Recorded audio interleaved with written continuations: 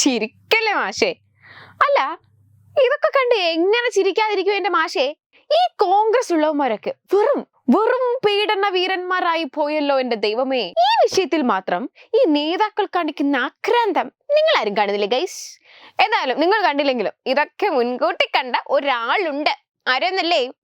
നമ്മുടെ ഷാഫിയേട്ടൻ. ഇപ്രാവശ്യത്തെ ഓണത്തിന് രാഹുലിനൊരു പുതിയ സന്തോഷം കൂടി ഉണ്ടാവും. ഇവൻ കാരണം കുടുംബത്തിന് കുറെ സന്തോഷക്കേടുകളുണ്ട്. അതല്ല, പ്രധാന മെമ്പർഷിപ്പാണല്ലോ. പിന്നെ അതിന്റെ പിന്നാലെ ഓടി അത് സമയത്ത് തീർന്നിട്ടില്ല. എന്നാൽ പോലും തിരുവോണത്തിന്റെ മുമ്പെങ്കിലും ഇരിക്കാൻ പറ്റുമെന്ന് തോന്നുന്നു അല്ലേ? വിചാരിക്കുന്നു. സംഘടനക്ക് ഒരു ഉത്തരവാദിത്വമില്ല. ഇവന്റെ ഉഴപ്പുകാരി പോയത്. ഞാനത് സംഘടനാ പ്രവർത്തനത്തെ ശ്രദ്ധിച്ചതുകൊണ്ട് വീടിന്റെ പണി കാര്യമായിട്ട് ശ്രദ്ധിക്കാൻ പറ്റില്ല. ഓ, അപ്പൊ ഈ ഓണത്തിന് രാഹുൽ ഏട്ടന്റെ ഈ കുലിസ് റിലീസ് ആകുമെന്നാണ് ഷാഫിയേട്ടൻ അന്ന് പറഞ്ഞത് അല്ലേ? ഭയങ്കരം തന്നെ. എന്തൊക്കെയായാലും സ്ത്രീ അമ്മയാണ് പെങ്ങളാണ് എന്നൊക്കെ പറഞ്ഞ് നടന്ന ഹുക്കേസിന് ഇനി സ്വസ്ഥമായി വീട്ടിലിരുന്ന് കുലിശിതം കാണിക്കാം.